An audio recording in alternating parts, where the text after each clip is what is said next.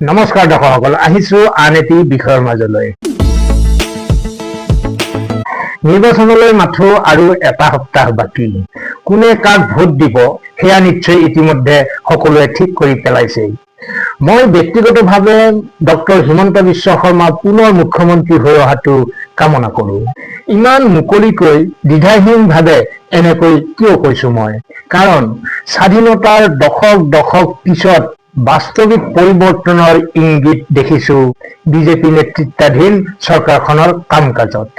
আহক আজি আলোচনা কৰো ডক্টৰ হিমন্ত বিশ্ব শৰ্মাক মই কিয় পুনৰ মুখ্যমন্ত্ৰী হোৱাটো কামনা কৰো।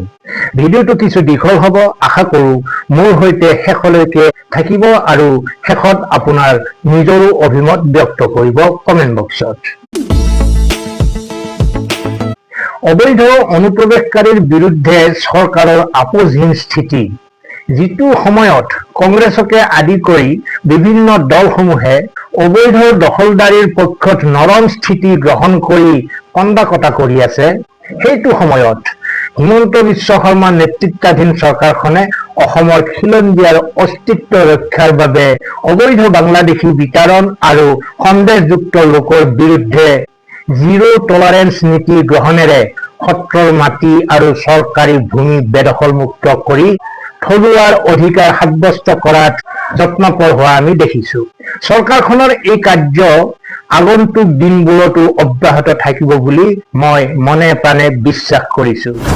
2 লাখ চৰকাৰী চাকৰিৰ ঐতিহাসিক সংকল্প, ইতিমধ্যে 1,65,000 চাকৰি স্বচ্ছতাৰে প্ৰদান কৰিছে এই চৰকাৰখনে। চাকৰিৰ নামত মন্ত্ৰী, বিধায়ক, আমোলা, বিষয়া, দালালসকলে এখন মুকলি বজাৰ মেলি লৈছিল। তেনে এক পৰিৱেশৰ পৰা ৰাজ্যখনক উলিয়াই অনাটো সহজ কথা নাছিল, কিন্তু তাক সম্ভৱ কৰি তুলিলে ডক্টৰ হিমন্ত বিশ্ব শৰ্মাই। আগন্তুক 5টা বছৰত আৰু 2 লাখ নিবনুৱাক চৰকাৰী চাকৰি প্ৰদান কৰি অসমৰ প্ৰতিটো পৰিয়াললৈ সমৃদ্ধি কঢ়িয়াই অনাৰ প্ৰতিশ্ৰুতি দিছে এইখন চৰকাৰে, আৰু মই সেই প্ৰতিশ্ৰুতিত মনে প্ৰাণে বিশ্বাস কৰিছো। ভূমিহীনক নিজৰ মাটিৰ অধিকাৰ, মিছন বসুন্ধৰাৰ জৰিয়তে বছৰ বছৰ ধৰি ভূমিহীন হৈ থকা খিলঞ্জীয়া ভূমিপুত্ৰসকলক মাটিৰ পট্টা প্ৰদান কৰি নিজৰ ভেটিৰ ওপৰত আইনী অধিকাৰ সুনিশ্চিত কৰাৰ প্ৰক্ৰিয়া আৰম্ভ কৰিছে এইখন চৰকাৰে। সেই প্ৰক্ৰিয়া আগলৈও অব্যাহত থাকিব বুলি মই নিজকে আশ্বস্ত কৰিব পাৰিছো। মুখ্যমন্ত্ৰীৰ আত্মনিৰ্ভৰ অসম অভিযান ৰাজ্যখনৰ যুৱক যুৱতীসকলক কেৱল চাকৰিমুখী নকৰি 2 লাখ টকাকৈ আৰ্থিক সাহায্য প্ৰদানৰ জৰিয়তে স্বাৱলম্বী কৰি তোলা আৰু উদ্যোগী সমাজ গঢ়াৰ যি সুদূৰ প্ৰসাৰী সংকল্প চৰকাৰখনে গ্ৰহণ কৰিছে, সেয়া সঁচাকৈয়ে প্ৰশংসনীয়। ইয়ে বহু যুৱক যুৱতীক উন্নতিৰ শিখৰ আৰোহণ কৰাত সহায় কৰিব বুলি মই বিশ্বাস কৰিছো। ভাৰতৰ 5খন আগশাৰীৰ ৰাজ্যৰ লক্ষ্য অসমক কেৱল উত্তৰ পূবৰে নহয়, বৰঞ্চ ভাৰতৰ 5খন সৰ্বশ্ৰেষ্ঠ উন্নত ৰাজ্যৰ ভিতৰত এখন হিচাপে গঢ়ি তুলিবলৈ বলিষ্ঠ পৰিকল্পনা আৰু দ্ৰুত পদক্ষেপ লৈছে এইখন চৰকাৰে। পূৰ্বৰ কোনো চৰকাৰ বা নেতাৰ মুখত এনে কথা আমি শুনা নাছিলো। এইখন চৰকাৰে ভিজন লৈ কাম কৰিছে, সিয়ে আমাক আশাবাদী কৰি তুলিছে। মহিলা সবলীকৰণ আৰু অৰুণোদয়, প্ৰতি মাহে মহিলাৰ বেংক একাউণ্টত নিশ্চিতভাৱে ধন জমা দি তেওঁলোকক পৰিয়ালৰ সিদ্ধান্ত গ্ৰহণৰ ক্ষেত্ৰত শক্তিশালী কৰি তোলা হৈছে। আগতে পৰিয়ালবোৰত নাৰীৰ কোনো গুৰুত্ব নাছিলে। নাৰী সবলীকৰণৰ ক্ষেত্ৰত লোৱা চৰকাৰৰ এনে সিদ্ধান্তক ইতিহাসে নিশ্চয় মনত ৰাখিব বুলি মই মনে প্ৰাণে বিশ্বাস কৰিছো। শৈক্ষিক বিপ্লৱ আৰু আধুনিকীকৰণ, মেধাৱী ছাত্ৰ ছাত্ৰীক স্কুটাৰ, চাইকেল, নিযুত মাইনাৰ দৰে প্ৰত্যক্ষ আৰ্থিক সহায়, বিনামূলীয়া পাঠ্যপুথি, বিনামূলীয়া ইউনিফৰ্ম, লগতে নামভৰ্তিৰ মাচুল ৰেহাই দি অসমৰ শিক্ষা ব্যৱস্থাক বিশ্বমানৰ কৰাৰ যি লক্ষ্য ৰাখিছে চৰকাৰখনে, তাক লৈ আমি অত্যন্ত আশাবাদী।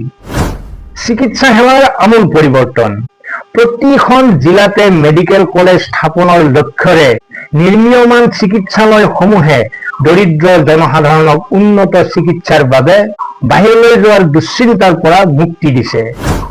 আন্তঃগাঁথনিৰ আধুনিকীকৰণ, ব্ৰহ্মপুত্ৰৰ ওপৰত বহুকেইখন নতুন দলং আৰু গাঁৱে ভূঞে পকী পথ নিৰ্মাণ কৰি যোগাযোগ ব্যৱস্থাক এক নতুন গতি প্ৰদান কৰিছে এইখন চৰকাৰে।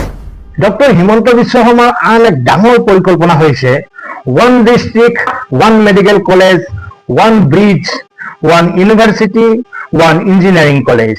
প্ৰতিখন জিলাতে ব্ৰহ্মপুত্ৰৰ ওপৰত একোখনকৈ দলং হ'ব, একোখনকৈ মেডিকেল কলেজ হ'ব, একোখনকৈ ইঞ্জিনিয়াৰিং কলেজ হ'ব আৰু এখনকৈ ইউনিভাৰ্চিটি অৰ্থাৎ বিশ্ববিদ্যালয় হ'ব। এয়া আমি কল্পনা কৰিব নোৱাৰা কথা, কিন্তু আমি কল্পনা কৰিব নোৱাৰা কথাকে সাকাৰ ৰূপ দিবলৈ আগবাঢ়িছে চৰকাৰখনে। আমি অত্যন্ত আশাবাদী। ধৰ্মীয় আৰু সাংস্কৃতিক ঐতিহ্যৰ সুৰক্ষা, বটদ্ৰৱা থানৰ সৌন্দৰ্য বৰ্ধনৰ পৰা আৰম্ভ কৰি কামাখ্যাৰ কৰিডৰ আৰু ৰাজ্যৰ বিভিন্ন ঐতিহাসিক মঠ মন্দিৰৰ সংৰক্ষণৰ জৰিয়তে অসমীয়া সংস্কৃতিক বিশ্ব দৰবাৰত প্ৰতিষ্ঠা কৰিবলৈ অহৰহ প্ৰচেষ্টা অব্যাহত ৰাখিছে এইখন চৰকাৰে। বিহু, ঝুমুৰ, বাগৰুম্বা আদিক বিশ্বৰ বুকুত পৰিচয় কৰোৱাৰ যি প্ৰয়াস, সিয়ে চৰকাৰখনৰ অসম আৰু অসমীয়াৰ বাবে থকা দায়বদ্ধতাকে প্ৰতিপন্ন কৰিছে। এইখন চৰকাৰে চৰাইদেউ মৈদামক বিশ্ব ঐতিহ্য ক্ষেত্ৰৰ মৰ্যাদা আনিবলৈ সক্ষম হৈছে। অসমীয়াৰ মুখৰ ভাষাটোক ধ্ৰুপদী ভাষাৰ মৰ্যাদা দিবলৈ সক্ষম হৈছে। বানপানী আৰু খহনীয়াৰ স্থায়ী সমাধানৰ প্ৰয়াস, বছৰ বছৰ ধৰি অসমক জুৰুলা কৰা বান সমস্যা সমাধানৰ বাবে চৰকাৰখনক নিষ্ঠা আৰু সততাৰে কাম কৰা দেখিছো। চৰকাৰী তথ্য মতে ইতিমধ্যে 80% বান সমস্যা সমাধান কৰিবলৈ সক্ষম হৈছে এইখন চৰকাৰে। আগন্তুক 5টা বছৰত বান সমস্যা সমাধানৰ বাবে কেন্দ্ৰীয় চৰকাৰৰ সহযোগত 18,000 কোটি টকাৰ বৃহৎ পুঁজিৰ আবণ্টন আৰু বৈজ্ঞানিক ব্যৱস্থা গ্ৰহণৰ আশ্বাস দিছে চৰকাৰখনে। এজন বানপীড়িত অসমীয়া হিচাপে চৰকাৰৰ এই পৰিকল্পনাক লৈ আমি যথেষ্ট আশাবাদী। শান্তি আৰু একতাৰ পৰিৱেশ, বিগত দশকবোৰৰ তুলনাত অসমত উগ্ৰপন্থী সমস্যা প্ৰায় শেষ কৰি শান্তি আৰু ভাতৃত্ববোধৰ এক সুস্থিৰ পৰিৱেশ সৃষ্টি কৰাত সফল হৈছে এইখন চৰকাৰ। আগন্তুক দিনবোৰতো এই ধাৰা চৰকাৰখনে অব্যাহত ৰাখিব পাৰিব বুলি আমি মনে প্ৰাণে বিশ্বাসত লৈছো। উদ্যোগিক বিপ্লৱ, অসমত প্ৰথমবাৰৰ বাবে টাটা গ্ৰুপৰ দৰে বৃহৎ উদ্যোগৰ আগমন ঘটাই ৰাজ্যখনৰ হাজাৰ হাজাৰ যুৱক যুৱতীৰ বাবে কৰ্মসংস্থাপনৰ দুৱাৰ মুকলি কৰি দিলে এইখন চৰকাৰে। এই চৰকাৰখনৰ উদ্যোগত আগন্তুক দিনতো ছেমি কণ্ডাক্টৰৰ দৰে বৃহৎ উদ্যোগ ৰাজ্যখনত প্ৰতিষ্ঠা হ'ব আৰু বহিৰাজ্যলৈ কামৰ সন্ধানত যোৱা আমাৰ সন্তানে নিজৰ ঘৰৰ ওচৰতে কামৰ সুযোগ পাব বুলি আমি আশাবাদী। আটাইতকৈ ডাঙৰ কথাটো হৈছে বলিষ্ঠ আৰু সাহসী নেতৃত্ব।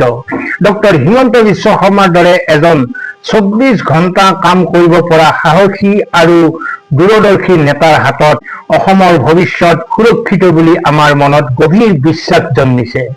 অসমৰ মানুহে আগতে য'ত ভাবিবলৈ শেষ কৰিছিল, ডক্টৰ হিমন্ত বিশ্ব শৰ্মাই যেন তাৰ পৰাই নতুনকৈ ভাবিবলৈ আৰম্ভ কৰে। আধুনিক অসমৰ নিৰ্মাতা ডক্টৰ হিমন্ত বিশ্ব শৰ্মাক পুনৰবাৰ মুখ্যমন্ত্ৰী হিচাপে নিৰ্বাচিত কৰি এই অটল অবিচল অগ্ৰগামী অসমৰ আমি অংশীদাৰ হ'ব বিচাৰো। প্ৰতিশ্ৰুতি সকলো দলেই দিছে, কিন্তু ডক্টৰ হিমন্ত বিশ্ব শৰ্মাৰ বিগত দিনবিলাকৰ কৰ্মৰাজিয়ে আমাক বাধ্য কৰাইছে অন্তত আৰু এবাৰৰ বাবে তেওঁক বিশ্বাসত ল'বলৈ।